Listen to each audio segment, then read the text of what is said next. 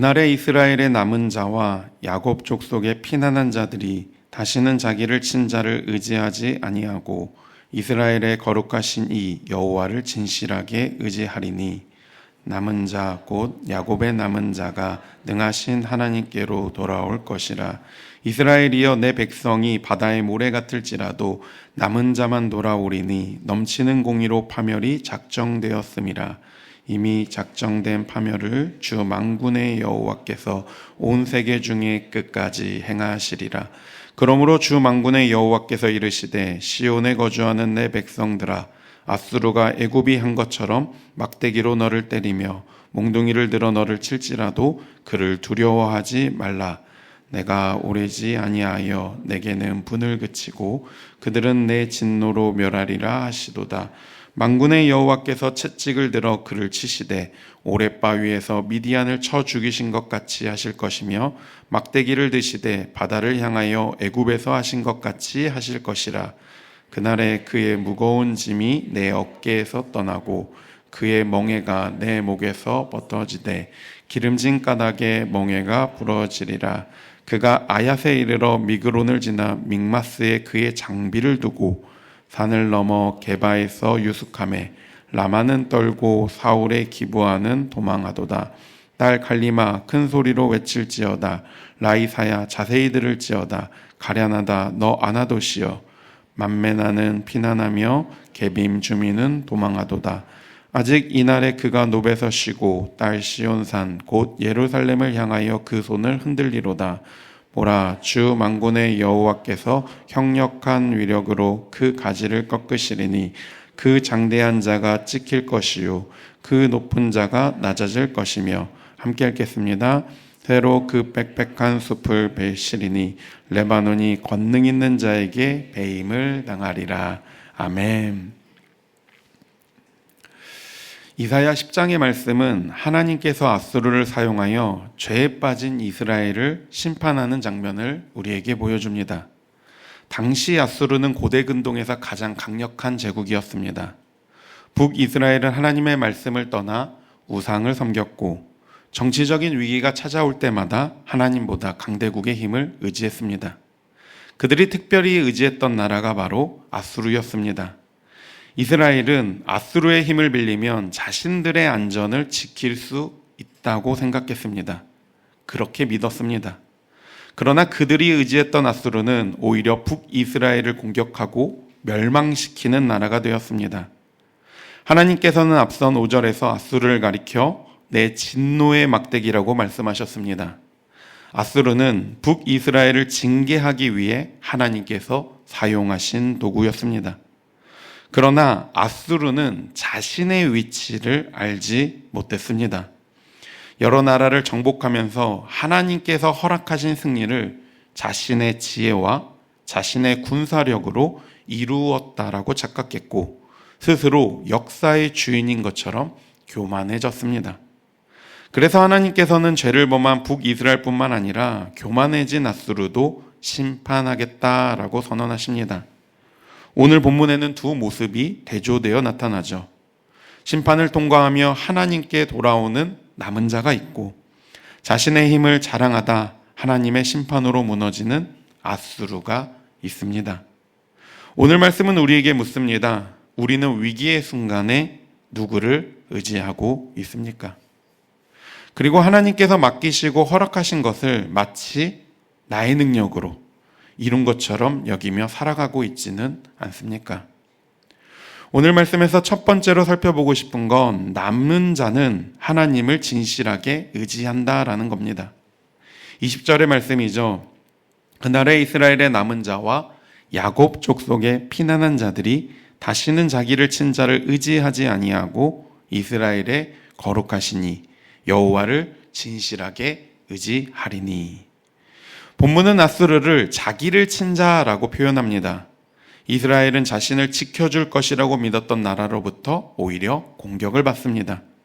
이것은 우리가 하나님을 대신하여 붙드는 것이 얼마나 한계가 있는지를 보여주는 거죠. 사람의 도움도 필요하고 물질과 능력과 계획도 필요합니다. 그러나 그것들이 하나님을 대신할 수는 없습니다. 하나님보다 더 의지하던 것이 흔들리면 우리의 마음도 함께 흔들리고 무너질 수밖에 없습니다. 그런데 20절은 이스라엘이 다시는 자기를 친 자를 의지하지 않을 것이다 라고 말합니다. 심판을 통과하면서 그들의 의지의 대상이 바뀐 것이죠. 그들은 마침내 깨닫게 되었습니다. 아수르의 힘이 우리를 구원하는 것이 아니다.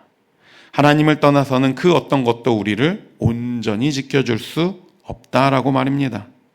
하나님께서 이스라엘이 의지하던 것을 흔드신 목적은 단지 그들에게 고통을 주는 데 있지 않았습니다.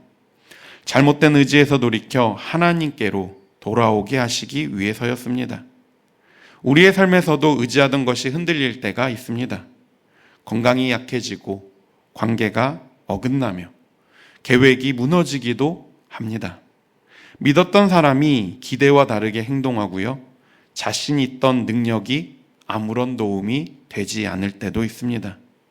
그때 우리는 잃어버린 것을 다시 돌려달라고만 기도할 것이 아니라 오히려 정직하게 하나님 앞에 기도해야 합니다. 하나님, 이 상황과 환경 가운데 제가 하나님보다 더 의지했던 것은 무엇입니까? 라고 말입니다.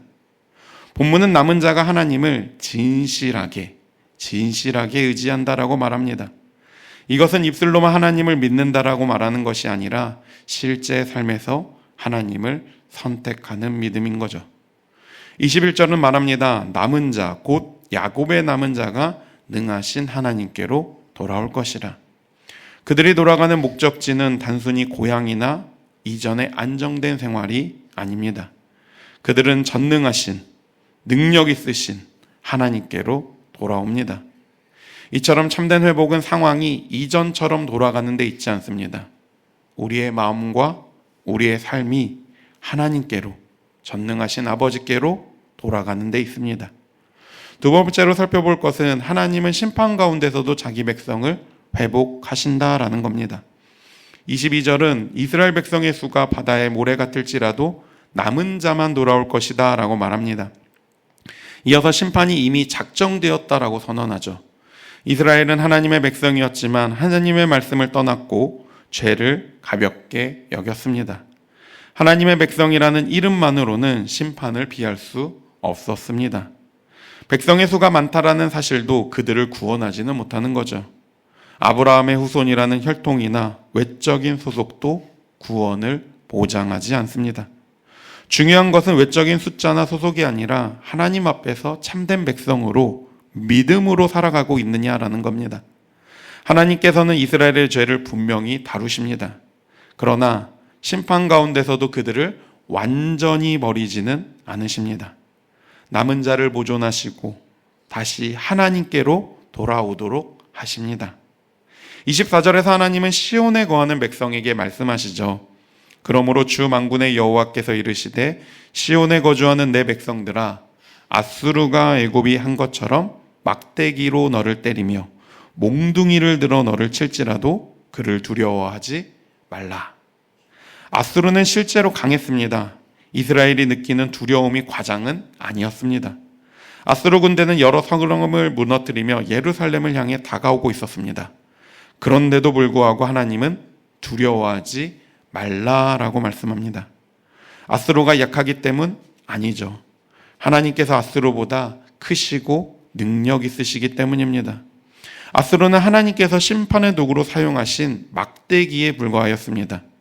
막대기가 주인의 손을 떠나 스스로 움직일 수 없는 것처럼 아수르도 하나님의 주권을 넘어설 수는 없습니다. 25절에서 하나님은 자신의 진노가 잠시 후에 그칠 것이다 라고 말씀합니다. 하나님의 징계에는 정해진 때와 정해진 시간이 있습니다. 남은 자를 향한 하나님의 최종 목적은 파멸이 아니라 회복이기 때문이죠. 26절은 미디안과 출애굽의 역사를 떠올리게 합니다. 하나님께서는 기드온의 적을 군대를 통해 미디안의 큰 군대를 무너뜨리셨습니다. 또한 홍해를 가르셔서 이스라엘을 애굽의 손에서 건져내셨습니다. 과거에 자기 백성을 구원하셨던 하나님께서 이제 아수르를 심판하시고 자기 백성을 구원하실 것입니다. 그래서 27절은 이렇게 선언합니다. 그날의 그 무거운 짐이 내 어깨에서 떠나고 그의 멍에가 내 목에서 벗어지되 기름진 가닥의 멍에가 부러지리라. 아수르의 지배는 이스라엘에게 무거운 짐이었고 목을 억누르는 멍이었습니다. 그러나 하나님께서 정해진 때가 되면 그 짐은 떠나고 멍에는 부러질 겁니다. 하나님은 자기 백성의 죄를 다루시지만 그들을 잊거나 포기하지 않으시죠. 징계를 통해 깨닫게 하시고 마침내 회복의 자리로 인도하십니다. 그러므로 신앙은 고난을 전혀 만나지 않는 것이 아니죠. 고난 속에서도 하나님의 손길을, 하나님의 일하심을 신뢰하고 믿음으로 나아가는 겁니다. 마지막 세 번째로 다룰 건 아무리 강한 세상의 권세도 결국 하나님의 능력 앞에 무너진다라는 겁니다. 28절부터는 아수르 군대가 예루살렘을 향해 진격하는 모습이 매우 생생하게 묘사되어 있습니다. 아수르 군대는 아얏, 미그론을 지나 믹마스의 장비를 보관하고 게바와 라마와 기브아를 통과합니다. 그들이 지나가는 곳곳마다 사람들이 도망하고 사람들이 울부짖습니다. 마침내 아수르는 예루살렘이 보이는 노베 도착하여 시온산을 향해 손을 흔들며 위협합니다. 인간적으로 보면 모든 것이 끝난 것처럼 보입니다. 아수르는 너무 강하고 예루살렘은 너무 약해 보입니다. 수많은 나라와 성읍을 무너뜨린 군대가 이제 예루살렘 바로 앞, 코앞까지 도착했습니다. 그러나 본문은 여기서 놀라운 반전을 우리에게 보여줍니다. 33절과 34절의 말씀이죠. 보라, 주 만군의 여호와께서 형력한 위력으로 그 가지를 꺾으시리니 그 장대한 자가 찍힐 것이요 그 높은 자가 낮아질 것이며 새로 그 빽빽한 숲을 베시리니 레바논이 권능 있는 자에게 배임을 당하리라. 아수르는 레바논의 거대한 백향목과 울창한 숲처럼 보였습니다. 사람의 힘으로는 도저히 베어낼 수 없을 만큼 강하고 위험 있어 보였습니다. 그러나 하나님께서 그 가지를 꺾으시고 높은 나무를 찍어 낮추십니다. 아수르는 강했지만 전능하진 않습니다. 많은 나라를 정복했지만 역사의 주인은 아니었습니다. 아무리 높아진 권세라도 하나님의 심판 앞에서는 무너질 수밖에 없었습니다. 그래서 우리는 여기서 기억해야 할 것이 있습니다. 아수르가 예루살렘 가까이 왔다는 사실이 곧 아수르의 승리를 의미하지 않는다는 것을 말입니다. 문제가 가까이 왔다고 해서 모든 것이 끝난 것은 아닙니다. 상황이 절망적으로 보여도 하나님은 여전히 그 가운데 일하고 계십니다. 아수르는 예루살렘을 향해 손을 흔들며 자신의 승리를 확신하죠. 그러나 바로 그곳이 하나님께서 아수르의 교만을 꺾으시는 자리가 됩니다. 이스라엘의 구원은 이스라엘이 강해서 이루어진 것이 아니죠. 하나님께서 강하시기 때문에, 그분이 능력 있기 때문에 이루어지는 겁니다. 어쩌면 우리의 소망도 상황의 가능성에 있지는 않습니다. 우리의 소망은 역사를 다스리시는 하나님의 능력과 하나님의 신실하심에 있습니다. 말씀을 정리합니다. 오늘 말씀은 우리에게 두 길을 보여줍니다. 하나는 자신이 의지하던 것이 무너졌을 때 하나님께 돌아오는 남은 자의 길이죠. 그리고 다른 하나는 하나님께서 허락하시는 힘을 자신의 것으로 여기며 높아지다가 무너지는 아수르의 길입니다. 그렇다면 오늘 우리는 이 시간 어느 길에 서 있습니까? 먼저는 우리의 의지의 대상을 돌아보아야 할 줄 믿습니다. 나는 위기의 순간에 무엇을 가장 붙들고 있습니까? 무엇을 잃을까봐 가장 두려워합니까? 사람과 물질, 경험과 능력 모두 필요하지만 하나님을 대신할 수는 없습니다. 하나님께서는 때로 우리가 의지하던 것을 흔드심으로 다시 하나님을 바라보게 하십니다. 또한 고난을 만났을 때 어디로 향하고 있는지도 돌아보아야 합니다. 하나님, 이 일을 통해 제 안에서 무엇을 다루고 계십니까? 제가 내려놓아야 할 것은 무엇입니까? 제가 다시 붙들어야 할 말씀은 무엇입니까? 라고 말입니다. 마지막으로 눈앞의 아수르보다 하나님을 더 크게 바라보아야 합니다. 우리의 앞에도 감당하기 어려운 문제가 있습니다. 너무 가까이 다가와 모든 것이 끝난 것처럼 느껴질 수 있습니다. 그러나 문제의 크기가 마지막 결론을 결정하지는 않습니다. 마지막 결정은 하나님의 손에 달려 있습니다. 하나님은 남은 자를 보존하시고 무거운 멍에를 벗기시며 높아진 권세를 낮추어 주십니다. 그리고 자기 백성을 향한 약속을 끝까지 이루어 가고 계십니다. 사랑하는 광명교회 모든 성도님들이 의지하던 것이 흔들릴 때 하나님께로 돌아가고 고난 속에서도 하나님의 손길을 신뢰하며 눈앞의 문제보다 크신 하나님을 바라보기를 간절히 원합니다.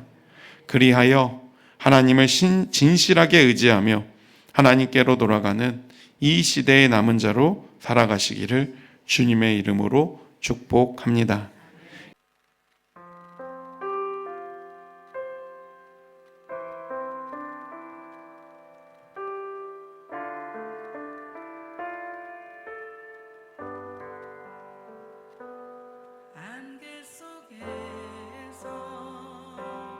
주님을 보내 아무도 없을 것 같던 그곳에서 손 내미셔서 나를 붙드네 길 잃고 쓰러져 가던 그곳에서 주 말씀하시네 내 손 잡으라고 내가 곧 길이요 진리 생명이니 나 그 길을 보내 주 예비하신 곳 다른 길로 돌아서지 않으리 예수의 길 그 좁은 길 나는 건네 주 손잡고 그 무엇도 두렵지 않네 주님 주신 약속 내게 있으니 세상의 길 그 험한 길 승리하네 성령으로 그 무엇도 바라지 않네 저 하늘에 내 소망 있으니 예수의 길 그 좁은 길 나는